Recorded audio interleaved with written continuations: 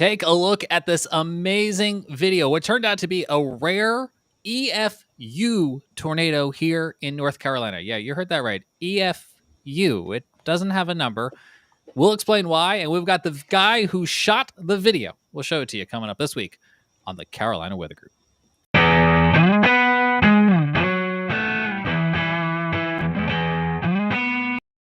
It's Wednesday, May 7th, 2025. I'm James Bryard in Charlotte, North Carolina, along with Frank Strait in Columbia, South Carolina. This is Carolina Weather Group, streaming live on YouTube and Facebook.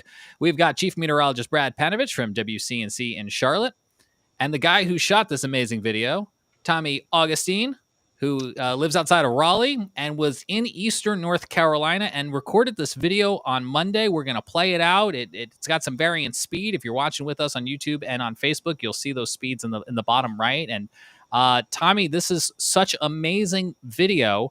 We're going to talk so much about how you shot it, where you shot it, and its impact. But I got to give you kudos and credit most of all, because I saw this tornado warning come out on Monday, and it said, spotter has found a funnel cloud, and that prompted the National Weather Service to issue a tornado warning. And I have to assume that spotter was you. Yes, sir. Yep. It was. I contacted them at twice. One at 5:07, the other was at 5:10, and they put the initial warning out almost immediately after at like 5:12.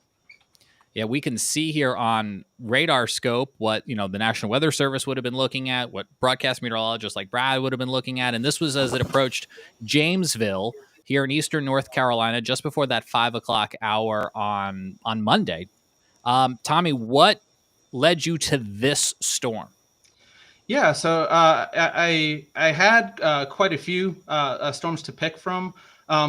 Initially, I went after. Well, I saw that the storms over in Raleigh area kind of congealed into like a line storm, and almost like a bow echo at one time. And when I saw that, I was like, oh man, I got to get a shelfie. And for people who don't know what that is, let's get a selfie with the shelf cloud right behind you.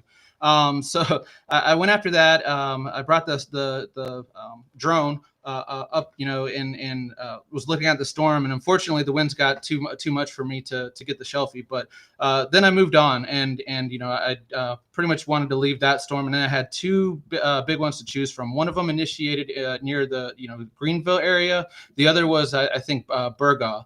And when I was looking over at the mesoscale analysis, I was seeing that the Cape was more favorable down in southeastern North Carolina. And the low level wind profiles were better up in the northeast.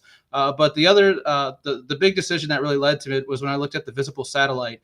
And when I was looking at the visible satellite, the storm that initiated in Greenville pretty much had a northeast path, and there was no other storms near it it wasn't going to go over any other storms that had already initiated before it. So it looked like, pretty much it was going to be a, long-lived cell, supercell to chase. So I was an hour away. So that, that was a big deal. Is I wanted to make sure that I got there just in time. So I chose that one. And as it was progressing northeast, an hour later, I finally intercepted it just about south of Jamesville. And initially when I saw it on radar, it just kind of looked like just a regular old supercell and with no tornadic characteristics. So I just wanted to get just southeast of the downdraft, southeast of the downdraft. So because usually when I take these drone shots, I like to get the downdraft and the updraft base together. And of course, right when I lifted the drone, that's when I saw the earlier part of the which was a rotating mesocyclone with striations, and that led me to believe, hey, this might lead to something else. But I'll go ahead and stop there. That's how I found it, and I got in position for it. Well, I'm sorry you didn't get the selfie or the shelfie that you wanted, but this had to be a pinch me moment once you got that drone up above the tree line and saw this. Oh yeah, definitely, most definitely. I was like, I knew then at the very least I was going to get some nice storm structure, with the mesocyclone spinning as it's moving. I really wasn't expecting a tornado until I started seeing more Q indicators. Could you see this, or were you blocked by the tree line until you got the drone view? Absolutely 100% blocked by the tree line. It was almost a surprise to you once you got up there. Yeah, exactly. It was like, oh my goodness, once when I saw that, and it wasn't about a couple minutes later, the radar scans picked up the supercell tornadic characteristics such as like a hook echo and stuff, and then I'm like, oh, okay, I'm actually positioned right below the forward flank gust front, so I was actually in a good position to where I could see stuff happen and not really have to worry about the RFD getting at the drone. So. Brad, he hit on something there that I think we've heard you say on WCNC time and time again. And I know you had your own tornado warning, which we'll talk about later on in the show this week, Brad. But, the fact that radar is real time, but it's not live. And I think Tommy hit on that, right? What he was seeing in real life wasn't visible to the rest of us on radar right away.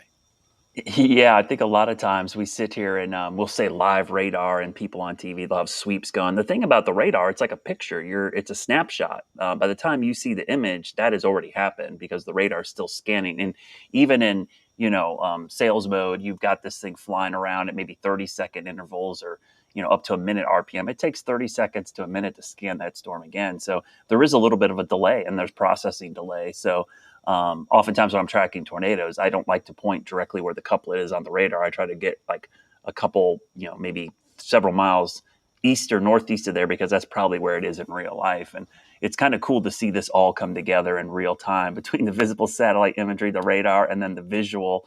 And Tommy, I think the cool thing is, initially when I saw your video, I was impressed with the structure of the storm too. Just that mesocyclone was, in and of itself, was pretty awesome. Yeah. That was. I knew if at the very least, if I got that, I would be happy. I mean, so that was just so impressive. Yeah. Now, the first thing I saw on social, Tommy, from you was a still picture, and so I'm just wondering, you've got this thing, you're recording the drone video, your mind must be racing. How are you managing to record the video, get it on social, and call the weather service? Or like, how are you doing this multitasking? Yeah, so I use the drone more as like a periscope. So instead of flying around with it, I just bring it straight up, and once when it gets up to the altitude that you want, it pretty much just stays there. And it stays there in automation or whatever, and it has a certain amount of wind resistance too, so that if there's a gust of wind, it'll stay in place. But when I start getting scared is whenever I'm at max wind resistance, and it'll start screaming at me saying, hey, I can't, we can't hold it any further. We can't use the return to home feature. And that's another cool thing with the drones, is that they have a return to home feature. I don't have to land it. I can just hit a button and it goes and comes all the way down. Comes right back to, how far the drones have come in such a short period of time. This video was so steady, I didn't actually even realize it was drone right away. Yeah. Oh yeah. The drone does a good job of keeping steady, and then also on it as well. It's on a gimbal too. So beautiful. Yeah. Well, quickly, what type of drone is it? So the one that I got is a DJI Air 3. Okay. I was choosing between the DJI Mavic 3 and the Air 3. The Mavic 3 has a little bit better camera, but it also has more configurability to the camera settings. So if you're a professional photographer or whatever, the Mavic would go. I just wanted a periscope so I can go up with, and so I chose the Air 3. Do you consider yourself a professional photographer, professional storm chaser? No on both. But you had me fooled. Yeah. I know a lot from, learning from the other storm chasers and of course the spotter training from the Weather Service. And, I'm not as good as Dan. Dan he's on a professional on a national level. That's not me. So quite literally, Dan Whitaker streaming from Iowa, Nebraska, Texas, all sorts of places. Yeah. Well, we've got it up on the screen, and people are probably wondering what the heck we're talking about when we say EFU, because normally it's EF0, 1, 2, 3, 4, 5. Here is the official findings from the National Weather Service, which we know saw your video, got that warning out, and reacted. They went out there and they did a storm survey. And for anyone who's listening on audio podcast, I'll just read this to you. Estimated peak wind, unknown. Path length, unknown. Path width, unknown. It gave it the rare designation of an EF unknown. First time I've seen it, and Brad, I think only the second time you've seen it. Yeah, I've seen it. This might be the third time. I have seen it in a rare case where it's very similar situation. Front range of the Rockies, high plains, we get a land spout over open field that doesn't have any damage indicators. So it's not even hitting trees. It's just kicking dust up or dirt. And because the visibility is so good in the front range of the Rockies, you get a lot of great views and video, and sometimes even planes coming into Denver International. So I've seen it once there, and I think I've seen it once with a what I would call like a land falling water spout that came on the beach, was very well photographed and videoed, but ended up not causing damage as it came ashore. So those are the only other times. This is probably the only time I've ever seen it anywhere in the East, for sure. And it's fascinating. I think it's there's no damage indicators. It's a really good education to the public out there of what the EF scale actually means, because and I'm sure Tommy's run into this a bazillion times with pictures. People are like, what EF scale is that? By looking at it in real time, it's like, you don't know until you do a damage survey. And that's just the nature of the F and EF scale. It was developed in 1971 by Dr. Ted Fujita, and it was meant to estimate winds based on the damage they cause, not what they look like or what radar data shows or anything like that. Been a lot of controversy, especially since the El Reno tornado, that maybe we should use other supplemental data. But the biggest problem with that is the data is not uniform. The damage indicators are. So it's like a normalization fact that you can just look at damage indicators. But, even over open areas, typically you'll have scouring or maybe tree branches or something. Just a rare case like this where there was no damage indicators to survey. And I will say that the Weather Service left it open-ended, that if they did find something down the road, that they would put a designation on it, but they hadn't up to that point. Yes, if anybody has any damage, the Weather Service would like to talk to you. Yeah. Brad, I thought something else interesting though, and Tommy probably knows this. Like, how did you know which office to call? Because this is literally on two, that Morehead City and Wakefield. I think it's literally on the line between the two offices. Yeah, I was kind of that was weird too, because I noticed like the Wakefield office had put half the warning out, and then the Moorhead office. Yeah, so I did not have any number, and I didn't even know what county warning area I was in. So what I just did is I was a train spotter for the Central Carolina Skywarn. So that's the Raleigh office. So I called them, and I was on the phone with them for about a minute. And the reason why it took so long is because he was finding what county warning area I was in, and he just relayed it for me. So yeah. Hey, that's a good solution. That's a weird spot. Yeah. I was just trying to actually go back on the Iowa State LSR here browser, because I think we'd be able to see those two polygons that you were just talking about. Yeah, I've got it here. Let me screen share this real fast, because I don't think that the radar scope is showing that exact moment. But yeah, you can actually kind of see that the tornado warning has a red line down the middle of it, because it's actually two pieces coming together to make one polygon. That's a good observation. I didn't even notice that. Yeah, that's some excellent coordination between the two offices there. Mm-hmm. Coordination. Yeah, they are good, especially if people are in Slack and NWS chat. I've seen a lot of times where you get a report in the wrong office, but they're really good to forward it to the correct office. And so everybody getting it in the Weather Service chain of command tends to get it in the right hands pretty quickly. The warning was very timely too, so that was good that they got that out pretty quickly.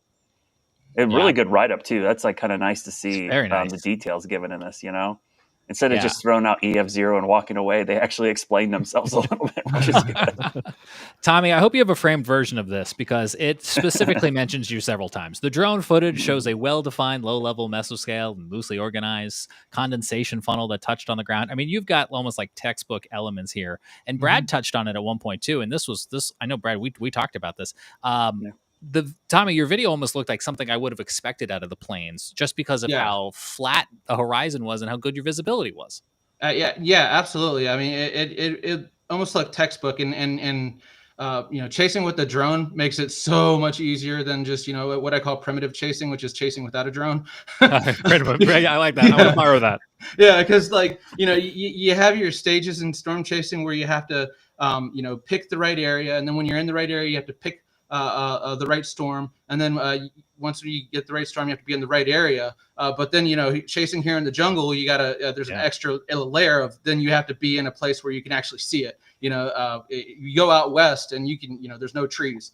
So you can see a lot of from anywhere, but yeah, I mean, a lot of the features here were textbook, and I was actually able to follow along, especially when the clear slot had occurred. That's when I started saying, this might get tornadic, and I think that's around the time I placed the first phone call to the Weather Service saying, hey, I told them at the very least I have a rotating wall cloud. And then shortly after that, when the clear slot, the RFD started wrapping around further, and it brought down the tornado, I called them back and I said, hey, we got a tornado on the ground. Yeah, absolutely incredible stuff. We're taking a look once again at the footage you shot. I think if I was in your shoes, first of all, I never would have been able to pull this off. But I would also be like, am I really, really seeing this? I feel like I would have hesitated to call them. And I'm glad you didn't, because you got that timely warning out because of that. Oh, yeah, definitely. Yeah. We talked a minute ago, Brad was talking about how the Weather Service goes out and does storm surveys. We have some WCNC footage of that from a couple years back here. This is the GSP office doing a storm survey of a different storm. But, Brad, I always kind of refer to them as like weather investigators or weather detectives, because they will go out and they'll look. What type of things, I guess, Brad, are they looking for in order to determine a tornado or storm strength? 9 times out of 10, the first damage indicators are going to find are going to be natural ones, which are going to be tree damage, especially, before. And the structure damage is always nice to have, but, structures are like little dots on the map. There's usually mass forests or trees. And so we have these damage indicators for every species of tree, whether it's a hardwood, a softwood tree, the diameter, was it snapped, was it toppled over, were branches broken? And this was all done through engineering. That's why the EF scale exists. It was updated with engineering data to show like, hey, we know it takes this amount of force to break this thing. So we know that this is the type of wind speed. So trees are always a great indicator. That's why in the East, it's rare to have an EFU tornado, because at the very minimum, you're going to hit a tree, right?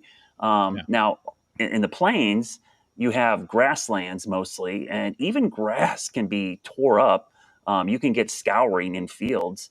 And that's an indicator. It's not a very good indicator, a big indicator, but you could still get indicators there with ground scouring. But in this case, just looking at the surface, you had kind of this wet, Tommy, what kind of vegetation was this over? Was it trees or marsh, or what was it over? Mainly just trees, mainly trees. Okay. Yeah. Yeah. So what we're seeing is mainly just the condensation from the trees, from the rain shaft, which you see off to the right there, soaking everything and moving up, and just didn't produce enough wind and enough tightness to, cause tree damage. My guess, it probably ripped some leaves off for sure here and there, but you probably didn't get a lot of tree damage out of it.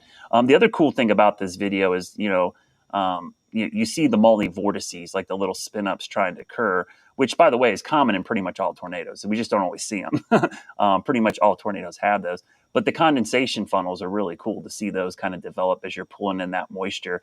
And oftentimes when I watch this video, I look and see the rotation in the meso was much stronger than what actually ended up getting to the surface. So this probably underperformed what it could have done based on the structure of the storm. Just a low-level circulation never really got its act completely together to kind of tap into all that mesocyclone strength. As Brad said, those multiple vortices, they happen in not only just about every tornado, but you can even see them in dust devils sometimes if you find a bigger one. So that doesn't necessarily mean it's a strong tornado, but on the other hand, it's also possible that just no one has found damage that has occurred yet. It could be in the middle of a forested area somewhere. So as James said earlier, if you see any damage in this area, report it to the National Weather Service. Oftentimes these EFU ratings are preliminary, and later someone finds damage, even sometimes weeks later or even months. That happened with a tornado in GSP's area a couple years ago. It happened in a sparsely populated area, and some hikers, or actually it was a survey crew from a water utility that found tornado damage. Yeah. They were able to trace back to a tornado that happened months earlier, and so they ended up Yeah, what that is in the mountains recording that as a That was tornado. So it's entirely remember that possible if one. someone finds damage, we'll end up seeing this Yeah. rating updated sometime down the road. Yeah. Someone's hiking in the mountains or they get out to a remote area and you're like, hey, there's a big tree, there's a bunch of trees down, and all of a sudden they look back and say, hey, this is where this is from. So yeah, this video, this is going to be in a textbook for this video. It's just so great to see this. Yeah, make a good Skywarn training video. It would. Oh, it really would. Sure. Yeah, sure. Yeah, because I like this one because, you know, you've got more than scary looking clouds here, so people can identify right. the correct structure. Hey, this isn't just scud. Look at the movement of the clouds, because that's the key part. You know, everyone just thinks I see a low cloud, it's got to be a tornado or a wall cloud. The movement of the cloud is the most important part of this. If it's not rotating the correct way or in the right direction or the right form, then it's just a low cloud, and you know, there's low clouds everywhere. Yeah, how many times have you gotten a photo of something, Brad, and somebody's asking you if it's a tornado, and you're like, I need to see if it moves? No idea. Yeah, that's, you know, it's a low cloud. Yeah, but I had to laugh, though, because I think when this video started going out, and, you know, as we often do, James, in the news business, people go, suspected tornado. I'm like, no, it's not suspected. There's a video that's right there. It's okay to say we don't know what EF scale is, but let's not call it a suspected tornado when there's actually video evidence of it in front of you. If there was a photo of a house with flames coming out of it, it would be a house fire. Suspected fire. Suspected fire. You know, it's like, no, come on, guys. We don't do that. Brad, this might be a dumb question, but I think a lot of times we think about tornadoes dropping down, descending down from the sky. Ooh. This clearly looks like it's got upward momentum coming from the ground. So, yeah, I'm glad you brought that up, because this video is a good illustration of some recent research and what we've kind of know now recently, that some tornadoes, the vortice does build from the ground up. I mean, there's obviously rotation going on above, but the air is being pulled in at the surface as well. So the rotation can start and get stretched out. The vorticity gets stretched out up into the mesocyclone. So, yeah. And it really shows that upward momentum too that the storm is doing. It's pulling that air straight up. I could watch this all day. It's like we have a tornado simulator that I take to schools, Tommy, and oftentimes I see stuff like this in the tornado simulator, and I try to tell the kids, I'm like, this is the way they look like in real life. They kind of do this. They do this weird thing where they take different shapes and they form and they dissipate, they reform, and it's just really cool. It really shows you the fluid dynamics of what's happening in our atmosphere. And it's just so cool. I think this is the kind of video that will inspire somebody to become a meteorologist. That's awesome. Yeah.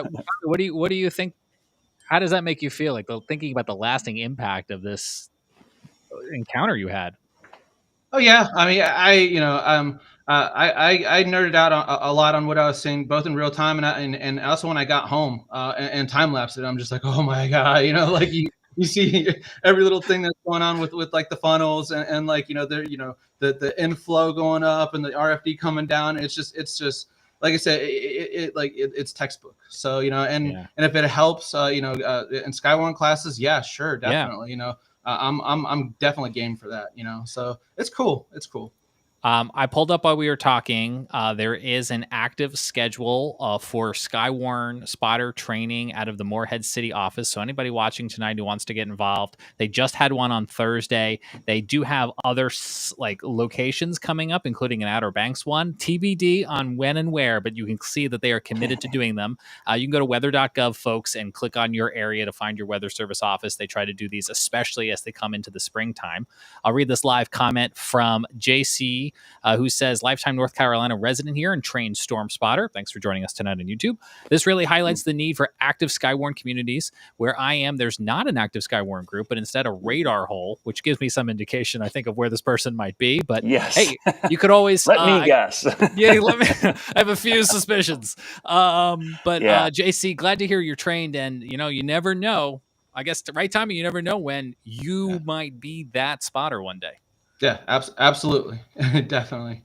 Yeah. Yeah. I was going to say the same thing. I was glad that comment was made, because I wanted to thank Tommy, because the spotters are so important, and chasers, I think, are doing an amazing job, because as we know, the radar data can't see everything. Remote sensing is great. The best instrument we still have as meteorologists are people with eyeballs seeing things. And to me, it's like, it's the one thing, especially from somebody who has to work on the broadcast side of this. is people, they don't know what radar data looks like. They don't know what they're looking at. I explain to them what they're looking at.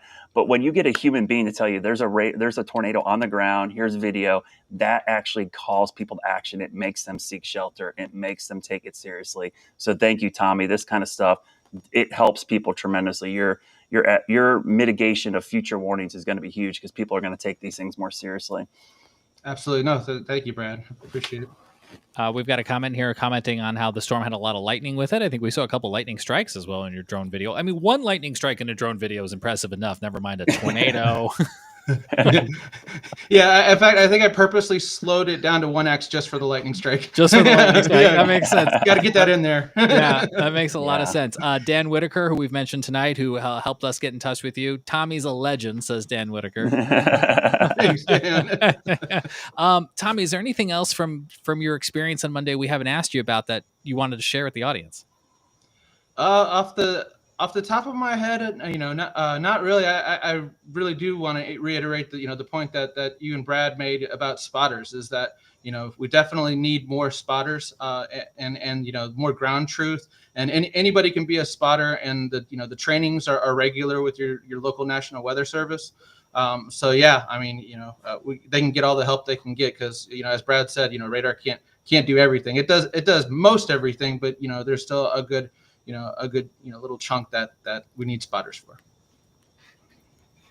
Frank or Brad, do you have anything else you want to add on this topic before we move on with the rest of our show this evening? I don't want any more EFUs.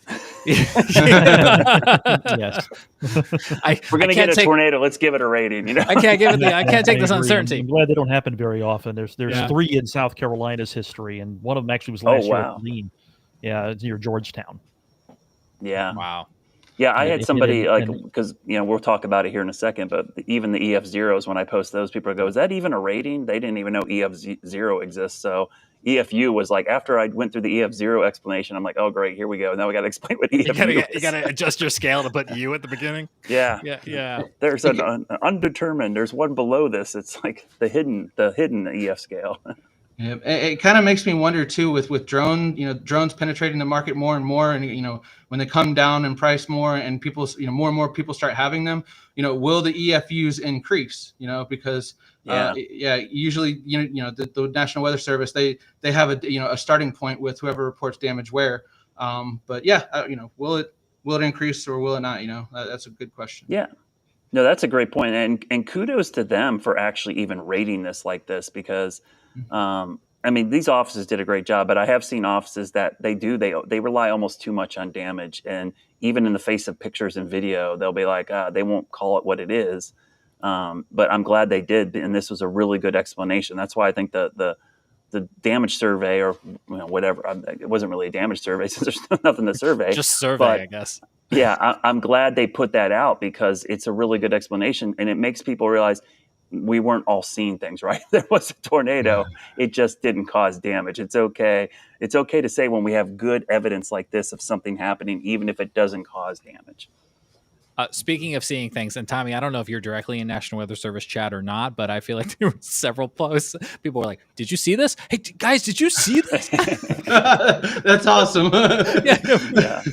Another thing that was kind of cool is the Weather Channel aired it or whatever. Yeah. And hearing like Jim Cantore being like, "Oh my goodness, look at this!" That was really cool.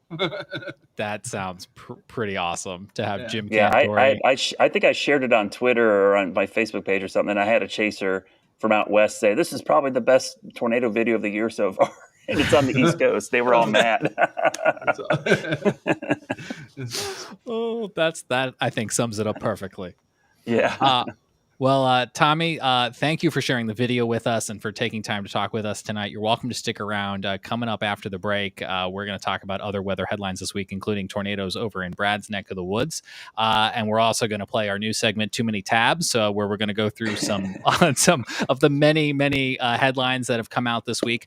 We do have a quick little a break tonight that I wanted to segue to using this tweet from the American Meteorological Society. NOAA research, they write, funds the National Weather Service forecast. It's created and continuously improves the computer weather models that NWS uses to generate forecasts, including those for severe weather. They've got a link on their X here to learn more about what NOAA Research does, because NOAA Research is facing some eliminations and some funding cutbacks. And so we wanted to just take a moment to learn a little bit more about the research arm of NOAA, and NOAA has a new video out this week too. Take a listen.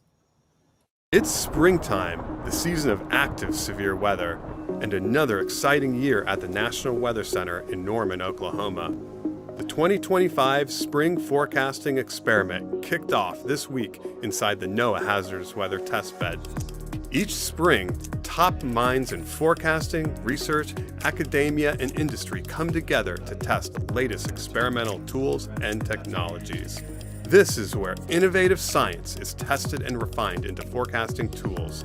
Tools that help forecasters issue life-saving watches and warnings. They take part in real-time forecasting exercises that give researchers valuable feedback. This helps improve new products and get them ready for use in everyday operations.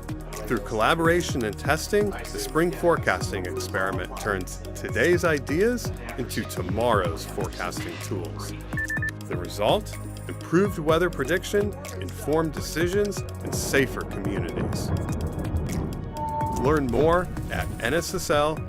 I wasn't expecting that beep, beep, beep sound to give me a reaction. Oh, like something to happen there. So a little bit of what NOAA Research is up to, and using this live time, springtime data that is evolving around us to help them improve their technology, their AI. Now, Brad, I don't know if this is NOAA per se, but just speaking of artificial intelligence, one of the too many tabs I have open is the AI forecast for tomorrow. Yeah.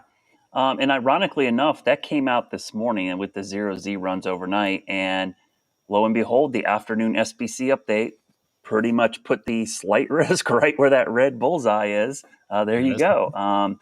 So they're clearly using it. What's interesting about some of the AI guidance is I look at it quite a bit for convective outlooks because it is really useful. And this is one of them. This is using European ensembles, but it's also using some AI modeling produced by Highway, I think it is. It's the Feng Wu and the Peng Wu, which is like two cloud computing models that they've been running in Southeast Asia. So it's actually a pretty good collaboration between European modeling, European data, as well as some new cloud computing AI modeling of the atmosphere, as well as NSSL. So they're doing quite a bit of this. There's also a great product that they're using for machine learning / AI. I always laugh when we say AI because in meteorology, we've been using what's called machine learning and modeling for almost a decade. It just wasn't called AI. But we started using more probabilities of watches and warnings being issued out to 8 days. It's a pretty cool products out there. And it really does give you kind of a heads up of areas to keep an eye on. So it's getting really good. And for outlooks, AI modeling is really good because you're not trying to be super specific. You're just trying to target areas where there could be severe weather. So like I always say, precision's not accuracy. You're not trying to be overly precise here. You're just trying to highlight areas. And then it really helps the forecaster focus in and then look at mesoscale analysis and say, okay, where are we going to see storms in this area? So it is a huge time saver. It's not, I don't have to crunch all the numbers. I could just look at the AI output and say, okay, now I can focus on the Western Carolinas. If I'm an SPC let's say this focuses me on one part of the country, and then I can focus on that and not worry about the other parts. Frank, I think we mentioned that a couple of weeks ago, noticing more of these 5, 6, 7, 8 day outlooks. Right, just because SPC forecasters have more confidence because they have better tools nowadays. They've come to realize that the medium to long range period in the forecast that they can do a halfway decent job with pinpointing severe weather areas when the models are in agreement and when you have extra help from AI tools. And so they're starting to outline these areas further in advance, 5, 6, even 7 days out. We've seen it here for outlooks for the Carolinas as well this year. Let's take a look at the outlook for Thursday, May 8th. You can see everyone's got a risk of at least general thunderstorms. That moves up to a marginal Tier 1 out of 5 risk once you get to the I-95 corridor and areas to the west. And then it steps up to a slight Tier 2 once you kind of get more or less to the west of Greensboro, including Charlotte, upstate South Carolina, and all those communities in western North Carolina. And we should make mention that this then rolls over to the next day, Friday, where we have then a marginal risk, again, a tier 1 out of 5 for most of North Carolina and South Carolina, a little bit of lesser threat there on the western half, I guess, as this, kind of moves out. It's kind of a late night situation, is it not, Brad? Yeah, it's. I think it's a really interesting setup. It's a little bit of a northwest flow event, coming in with this front, and typically in the Those are Carolinas, always when tricky. we get these elevated mixed layers. This has got hail written all over it, if you ask Yeah. me. With some of these cells, and then anytime you get hail, you got the same kind of parameters for downbursts, right? And bow echoes and kind of stuff. So don't be surprised if you see these little small cells forming in Tennessee in the afternoon, and they come down here maybe after sunset, and they produce hail, because I think that's going to be really interesting. And there's some indications it could evolve into an MCS, which is a complex of thunderstorms.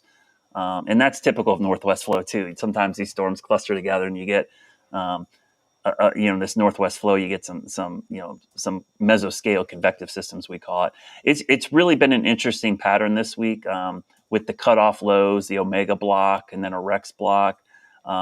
I think I said this several times, even last week. I'm like, man, next week is going to be a tough forecast, because there's so much uncertainty when things aren't moving in the atmosphere with like cutoff lows and blocking.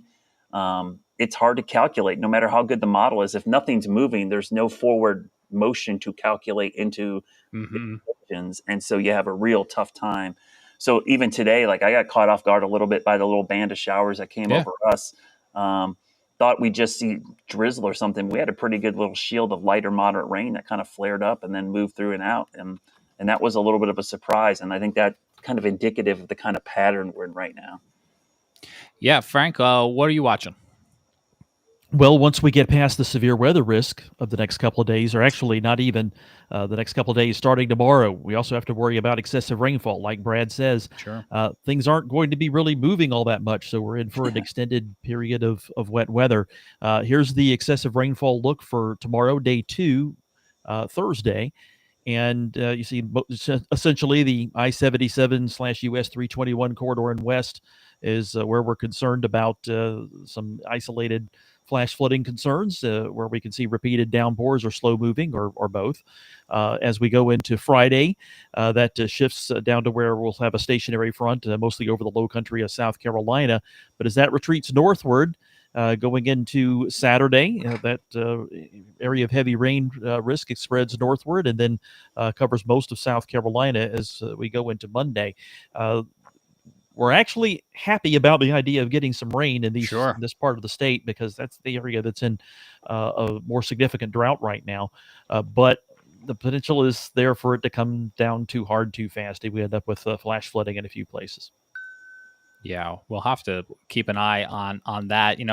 All of this, whether it's flooding or storms, is making me think a lot about the need to receive warnings at home, on the go, wherever you may be. We oftentimes are preaching NOAA weather radios. They are still great radios. You don't have to get one from Midland, but it's, I think, one of the more common brands. And one of my too many tabs this week is my Amazon purchase history, which you can see I've bought 8 of these. So I'm pretty, at this point, familiar with, I think, the cost of these things. And I noticed that it has jumped to $49. What? I was going to say that I usually like $30, right? They're usually like $30, and I had 8 receipts to go verify that. I can't tell you why they jumped up. I don't know the answer, but I will tell you it happened in the last couple of weeks, and I can make assumptions. I will tell you, and I'm not here to endorse any particular store, but I needed to buy one for somebody, and $50 just really hurt my wallet. Yeah. I did find one for $39 at Academy Sports and Outdoors. There are several different outdoors stores. I don't know if they're in the same corporate portfolio or what, but they were selling them and are still selling them for only $10 more the usual asking price, and not the $20 that I saw not only on Amazon, but several major retailers. So that is just to say you should still have multiple ways to receive weather warnings. But if you're going out here in the springtime and you're trying to buy one, maybe think about a retailer you don't normally shop with. They might have them for cheaper. Yeah. Yeah. Midland is a good company. They do a good job. And especially as we get into the summer months when people are boating or camping and going in areas where cell service or Wi-Fi might not be reliable, those weather radios could be lifesaving. I actually have the two-way walkie-talkies with the radio band on there that I usually I take. That's usually what I'll take with me when I'm going out somewhere, and those things are amazing. Yeah, I've got the two-way for talking, but then this was a Midland. I don't know if they make this one anymore, but I used to keep it in my car all the time because it had a home mode where I could type in the same code and just get my county, but it also had a travel mode, and it would just scan for any of the NOAA frequencies with any of the locations, and that was great for driving. Yeah, those could be lifesavers because as we've seen with Helene, communications go down. Sometimes radio is like the best way to get information. It was the one in my car, Brad, in 2020, the one that hit your neighborhood. I was driving to the station, February, and it was the NOAA weather radio in my car that went, "Whoa, you're driving into a polygon." Wow. So that was extremely fascinating. Helpful. Yeah. I kind of jumped ahead to my too many tabs this week and just kind of did them as we went along here. But Brad, you mentioned Helene. We do have some new Helene numbers. These come out each week from North Carolina Emergency Management, and as we are committed here at the Carolina Weather Group to keeping kind of our finger on the pulse, we'll share some of these new numbers for you here. We have some new numbers on the screen right now for disaster assistance and the number of people who have received help. And we can also see that the debris removal continues to climb on up. As of this week, waterway debris removal is at 3.9 million cubic yards. And Brad, if I'm to believe a video I saw on social, and maybe you can fact check me if it was current or not, but they've drained the lake there in Chimney Rock. Yeah, Lake Lure. Lake Lure to try to clear the debris out that's under the water, right?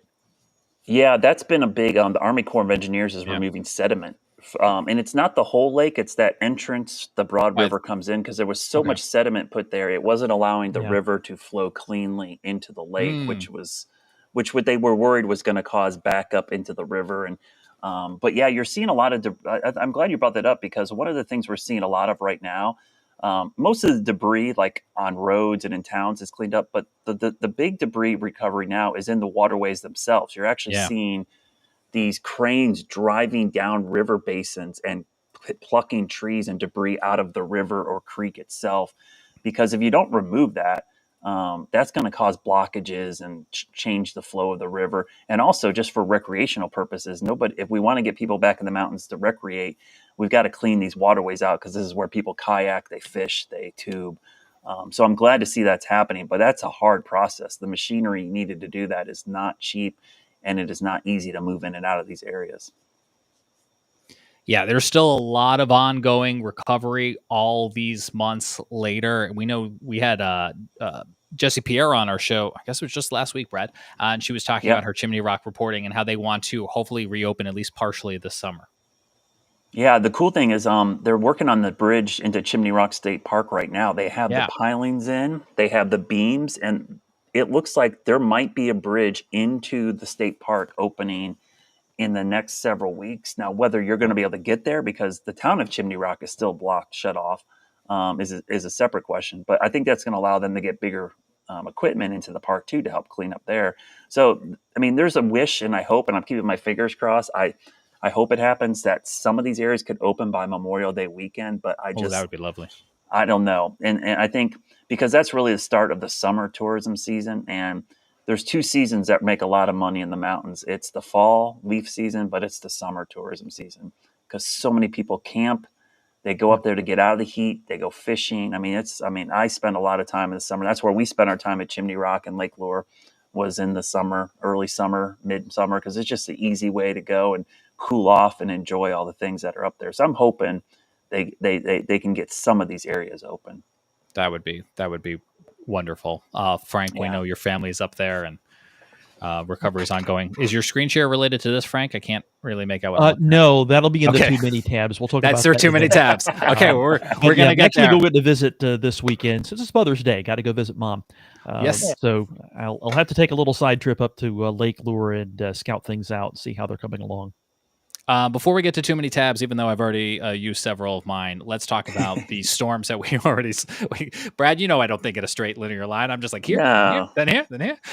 Zig got a zag. That's what we do. Yeah, right. We had storms just this week already, and Yep. here is the findings of the damage survey results because they had actual damage to look at in the Easley area. An EF0 tornado. This was late on Saturday night, about 10 o'clock or so. 80-mile-per-hour peak winds. Path length about 2 3/4 mile.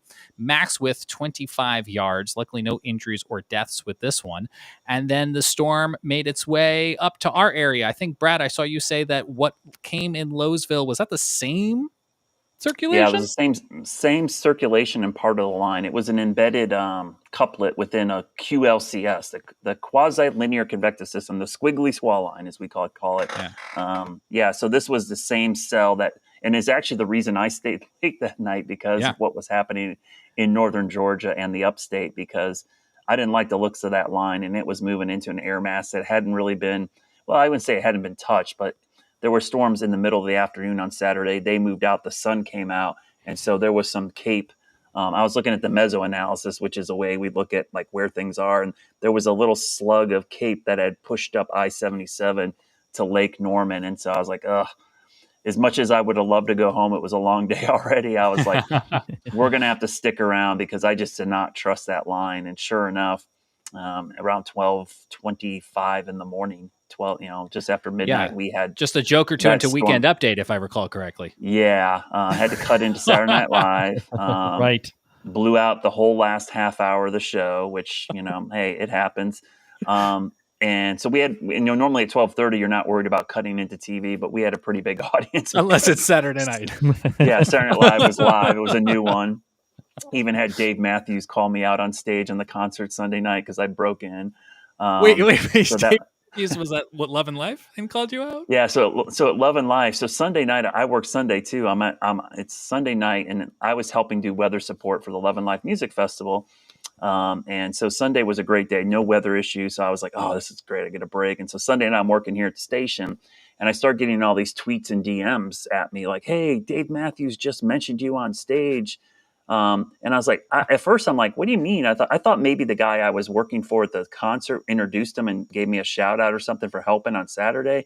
Yeah. But it was actually Dave Matthews himself who, when the concert started, he says, hey, I'm basically said the weather's great. I was kind of mad at your weather guy last night for cutting into Saturday Night Live. I was trying to watch, but he did a great job tracking that tornado. And so everybody knew immediately who he was referring to. And so does our marketing department know that Dave Matthews watches WCNC? Well, Megan Bragg was all happy to tell me too on Monday. And so, yeah, it was kind of funny. So I'm like, oh, man, he kind of was mad I cut in, but he also gave me compliments that I did a good job tracking the tornado. So I was pretty happy. I don't know how I missed that story. All right. So that was kind of my highlight of the weekend after a long weekend to have him say I did a good job. Well, you did. I was watching out of the corner of my eye. Here is the here's the findings. Let's go to the right one. Here's the findings from the Weather Service. Yeah. EF0, 70 mile per hour, about 1.33 miles, 20 yards wide. Again, 0 deaths, 0 injuries. And this is embarrassing to play because Brad's here, but here's a little clip of our Carolina Weather Group coverage from Saturday night. Or not. It's almost hard to say because it's kind of like two areas of circulation met back up, but we might have a tornado being indicated here near 73. This is going to be right at the base of the lake. So this is going to be right near the dam. Areas of interest, of course, include Cowan's Ford. The McGuire Nuclear Power Plant is right here. And so we're watching right now as this area of circulation, it's probably Killens Farm Road, coming past the Extra Space Storage Club Road, Cowan's Ford Country Club. That's kind of the area we're in here. And unfortunately, we're going to lose it for a minute as it So, now we know that Dave Matthews was not watching me because he was watching you. How did you manage the little radar gap?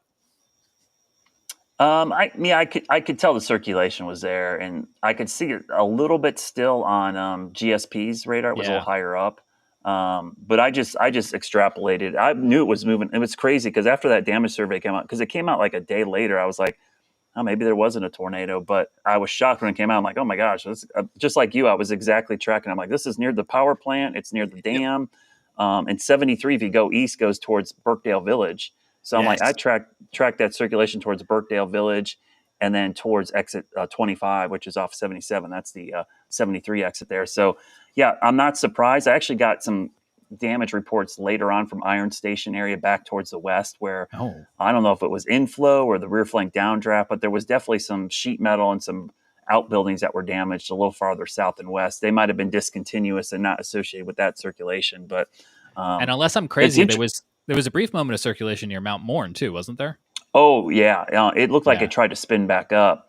Yeah. But it never really got it. And there was another circulation that came through Gaston and Mecklenburg County for a brief period of time, came up through York, where I was like, I actually thought for a while that one might spin up, but that one dissipated pretty quickly. And then the one in Lincoln County did. I was glad I wasn't seeing them because the whole time I'm like, man, that looks kind of interesting. And so I saw a GSP start saying, hey, we're going to tor warn for that. And I was like, glad I wasn't crazy because I'm like, that one up in Lincoln County looks a lot stronger.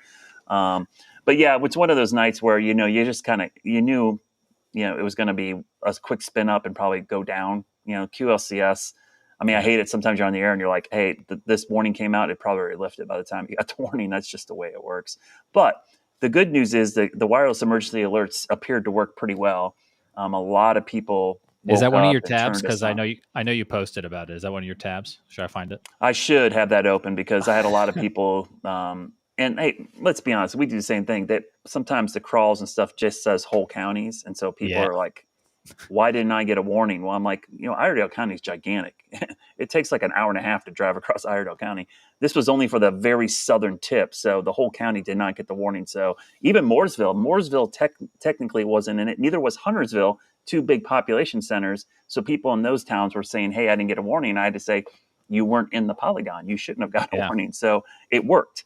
But I had one guy, he lives on the lake there. And the funny thing, and I want to investigate this. Him and his wife have two different versions of an iPhone. I think iPhone 13 and 14. They're both on Verizon. One of them got the WIA, the other one did not. And they were right next to each other in the same room. That doesn't sound great. And is there a thing also, and I feel like I got this in comments, the WIAs, and by the way, WIA's wireless emergency alert for anybody who hasn't heard us say WIA before. Does it not override Do Not Disturb? It used to, but there, at least in the new version of iOS and my phone, you can mute all of them. It goes off, but it doesn't make a sound. Yeah. So, because I know there's a tab now that says always sound, and you can turn that on and off. You can disable that. And the other thing I'm curious too, and I didn't really think about this. What happens if you're on Wi-Fi calling, like I am at my house? You should still have a geolocation, though, shouldn't you? You should, but you're technically hitting a cell tower. So if you're not hitting a cell tower, that's the way they're sent out right now. It should still come in, but I'm curious if people like on Wi-Fi only for calling in their home may have an issue there. And then you always get you might be hitting a different tower than somebody else. That happens quite a bit. You'll be surprised. Sometimes, I'm in my same house with my wife and I have 4 bars of coverage and he has 1. We're clearly hitting 2 different towers. So that does happen, but it's a good example of like why these things work and how they're supposed to work. And I love that it worked correctly. And that we got the warning out, we were on the air. It worked out perfectly and nobody was hurt, which is always a great thing. Just don't want to do that again at 12:30 in the morning. I don't know why this always happens at weird times, but I will say my wife the next morning was like, because I was downstairs streaming, and I wasn't near the bedrooms. And the next morning, my wife was like, "Your weather radio went off like 4 times last night." Because then they started putting out those big severe thunderstorm warnings. They started putting out those big warnings, and those had tornado tags in them too, which was like, oh gosh, come on. But then to her credit, her next sentence was, "And we need to get one of those for my sister." And I was like, "Okay, done." Yeah, there was some good wind in those. Like even when I got home at 2 something. Kit's got a comment about that. We had a lot of branches and limbs down in my neighborhood just from straight line winds with that line. Oh, so. yeah. Kit, who was on our show a couple weeks back, had a friend in High Shoals. He writes, talking about hearing the strong winds under that tornado warning. I could hear him. I was streaming from my garage. That's where I have to go late at night, and I could hear it against the garage door. Yeah, you could hear it here in the studio when it came here. It was coming down. So I'm just glad, that everything worked out okay. And we only got about 4 or 5 emails, which was pretty good. But it goes to show you, people do watch Saturday Night Live. I'm just going to tell you that. They do. They do. All right, we got. But the good thing about Saturday Night Live, everyone who's mad at me, it's on the next day on NBC.com, YouTube. It is. You can go watch it. You didn't miss anything. I swear. You should watch it live on TV and then watch it again later. Yeah, right. Yeah. Well, I didn't really think about it because it is weird. It's one of the few shows, unlike that's not a sporting event, that actually is live. So it was coast to coast. Yeah. So it was kind of one of those unique situations where I cut into a live program and just, hey, it was Weekend Update and probably a musical act and one more skit. That's all you missed. Yeah. We're coming towards the end of the program, and we got some tabs to get through. We'll start with Frank. Yep. My first tab of the 2 mini tabs is the one you robbed from me, James. Oh, I was wondering where your screen share went. Yeah, it should be there. Was it the Brad? Yeah, but it was the Easley tornado. I was going to do my best James Sprann impersonation and say it went right over the Ingles grocery store that's just south of West End. Well, that's what I thought as I was reading all those locations off in Lowesville. Oh, well, I do have a James Spann tweet. Do you want me to put it on the screen? We talk about that. Put the James Spann tweet up. Don't try to say that 3 times. James Spann tweeted this week in response to an article that CNN has. First, let me tell you what the CNN article is. So it's a CNN thing. Is whether somebody cussing him out again? No. It's and actually tone was important here, I thought. Right. Yes. So CNN says NOAA is warning of a group that views Doppler radars as, quote, weather weapons and poses a potential threat to U.S. weather infrastructure and personnel. And James Spann writes, we have a serious mental health crisis in this country. And sometimes Spann's tweets can be sarcastic. Sometimes the tone is funny. And I actually thought that was the best quote tweet of that headline because I saw lots of quote tweets. And he's dead serious about characterizing this situation. Yeah. It's sure a real like problem. Yeah. I can tell you, I know several Weather Service employees at several offices who have had people show up, threatening facilities and infrastructure because they feel NEXRAD Doppler, which, by the way, guys, they've been around since 1988. It's like we act like it's some kind of new thing. Yeah. These are old radars. They've been work running off of floppy for disks. decades. Yeah, so where were you in 1988? I'm like, you guys, you missed the boat on the start of this thing. It's funny you say that because I've just noticed that Tom Nizzle has replied. Tom Nizzle, who went on to have a broadcast career and worked at the National Weather Service, he wrote back to James Spann. We went through this back in the 90s when he worked at NWS Buffalo. The hysterical NIMBY people who came within a hair of closing our office for good, they knew a little about something, and controlling policy can be very dangerous. I thought that was... Yeah, so maybe they're just, now the internet, all the crazy people can find each other. That's the problem. the town hall that is the internet. Yeah. But it is crazy. And the thing that is really, and honestly, no joking aside, that's scary about this is some of these offices have such limited staffing that it probably puts them in more danger. Are you looking at my tabs? Can you see my tabs? Yeah. Well, I mean, is it the Hastings office? No, it was Montana. One of the offices in Montana, it was Goodman. Yeah. Western Kansas, right? So one of the first offices that will have nobody on staff for the overnight shift, which is pretty scary in Kansas. Yes. Right. Frank, that's not the office I want nobody there in the middle like that. No, it was bad enough when they were doing that in like Sacramento too, right?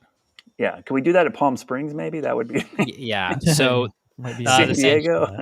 The headline on the screen for audio listeners, the same CNN climate reporter reporting that U.S. weather forecast offices are in worse shape than previously known, with 30 NWS forecast offices missing meteorologists in charge. That is like the chief manager in the building, MIC, and about a dozen.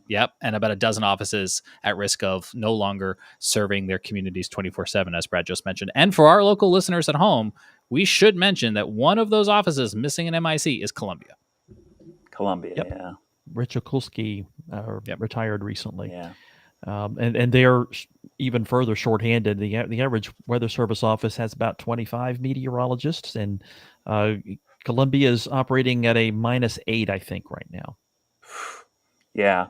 Yeah, we should say that going into the year, before any of this stuff happened, there were 300 vacancies already of forecasters in the government. So this has just made this situation way, way worse. And I'm hoping. I mean, I don't know about you guys, but it's a rough time for the Weather Service, and no, I'm hoping at some point there's going to be an inflection point where cooler heads will prevail and people realize, what are we doing here? And there will be a rehiring and maybe a big surge, because I hope it doesn't take a disaster. That's the only thing I fear, that it doesn't take like another Helene or something during hurricane season or in severe season that causes everyone to go, oh, how come we didn't get a warning, or why was this data not there? Well, we cut those. There was nobody there. So, friend of the show, Jared Rini. We're saying goodbye to over 1,000 NOAA staff with more than 27,000 collective years of federal service. He sent that out April 30th, because I think a lot of those retirements and departures happened within the past week or so. So that is my last tab. Yeah. May was the next fork in the road date for a lot of these retirement or risk being laid off. So, it's trying times, guys. It'll be interesting to see. I think bipartisan support is going to hopefully flip this around for everybody. We'll see.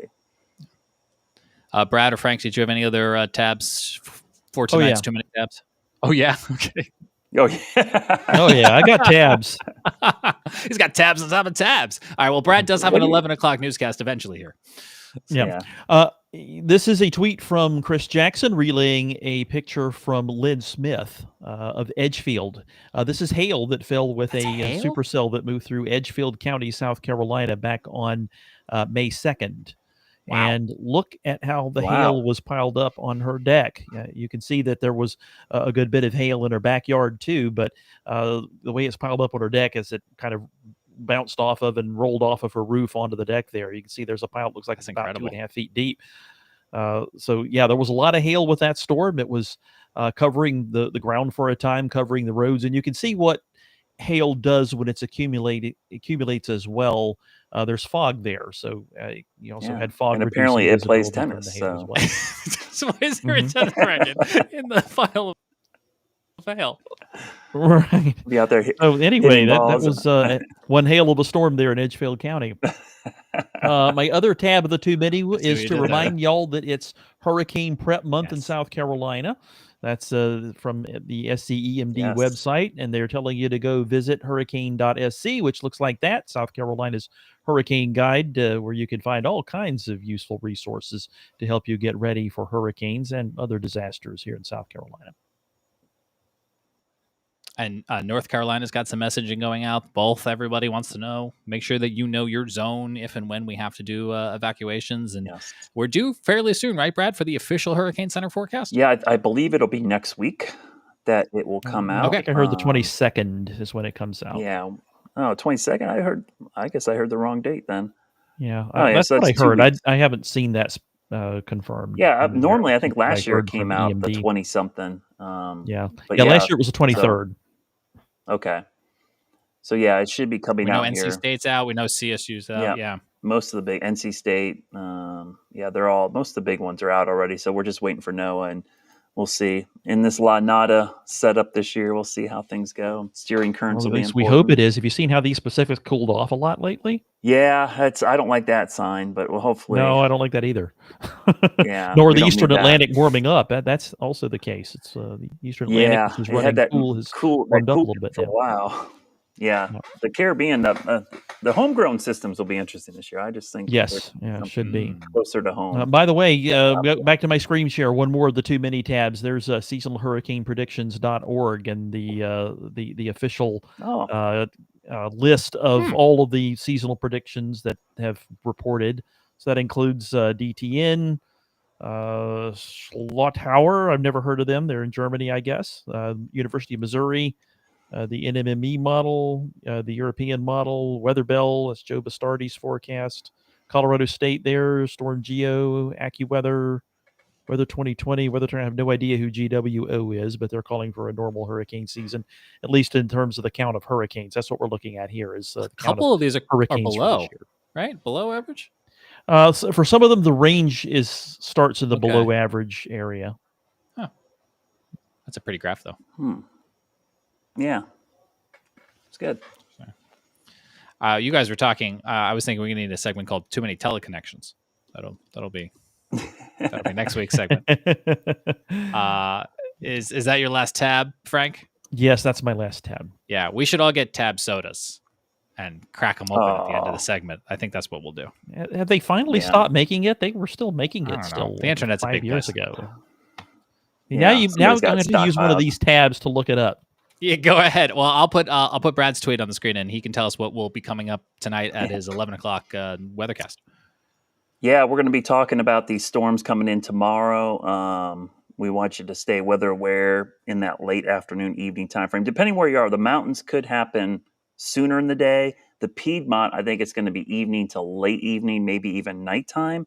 And then we're going to see probably overnight into Friday, as you mentioned, the eastern Carolinas and the low country of South Carolina. So it's kind of moving northwest to southeast. It's an interesting front. And then Frank made a good point. It'll be an interesting pattern going into the end of the weekend next week. Not only do we have blocking and a stuck flow, we might have a cold air damming event on top of that. It's got all the fun meteorological things going on next week. Right. Yeah. Right. Yeah. It But looks like we it'll need stay the in the rain. 60s here in Columbia on Saturday. Yeah, thanks to moderate wind and drought northeast and flow, that kind or of rain is like northeast that's the flow. perfect drought buster for us. And by the way, I'm a golf fan, and just everyone know the PGA Championship is in Charlotte next week, so the weather will be very important for that. All the golfers and the world class golfers will be in town for the second major of the season at Quail Hollow, just around the corner from my house. Yeah. Thursday, Friday, Saturday, Sunday, and if you're coming up this way or you're interested, it looks pretty toasty. It looks like it'll be warming up by that time, and we could have some upper 80s. And always watching pop-up storms for golf tournaments will be interesting. And they've got a PGA Tour stop in Myrtle Beach right now, right? Yeah, there's this week is the Myrtle Beach Classic down in Myrtle Beach. There's two events. There's the Truist, which normally is in Charlotte. This week is in Philadelphia. That's for like the top 100 players, and then everyone below there goes to Myrtle Beach and plays in the Myrtle Beach Classic. And then we got NASCAR. So exciting time. Yeah. I mean, this May is a busy month weather-wise and outdoor activity-wise. That's why it's always concerts, NASCAR races, golf tournaments. It'll be it's a good time of year. Well, Brad, thank you for joining us. We'll see you tonight at 11 on WCNC Charlotte or WCNC Plus if you want to stream Brad wherever you are. We have a couple comments asking us about the title of today's video. What is an EFU tornado? So if you're just tuning in and you missed it here on our live stream, go ahead and rewind. Or you can check out this as an audio podcast, wherever you listen to audio podcast. That'll be out by tomorrow morning's commute. We had a great conversation earlier in the show with storm chaser Tommy Augustine, who captured one of these such rare EFU tornadoes. I mean, James, we didn't even use the joke. I mean, the FU. Joke? Oh, the FU. You know, it's true. Because the good thing it's enhanced. Well, but you guys know, and I didn't even know this until I talked to Greg Forbes about this, that Dr. Fujita, before he passed away, and when they developed the EF scale, they still wanted it to be pronounced F, like the Spanish version of F. So EF was supposed to still be pronounced F, believe it or not. That was supposed to be the correct pronunciation. Even though there's an E in front of it, it was still supposed to be pronounced F. So that's why I joked that, we could say FU. That was just the FU tornado. I'm going to end it there. I can't top that. I mean, and the lights came on. There you go. Right. It's the opposite of like when they turn the lights on, they want you to go home. It's now the lights are coming on. This is like wake up and go to work. Yeah, exactly. So, all right. Well, thank you, Brad. Thanks to Tommy. Frank, it's good to see you as well, too. Tell Stormy the Weather Cat we say hi, and we'll see everybody back tomorrow night on our Carolina Weather YouTube channel. We'll be watching those storms rolling on through on Thursday and Friday. For now, I'm James Brierton. Have a good night.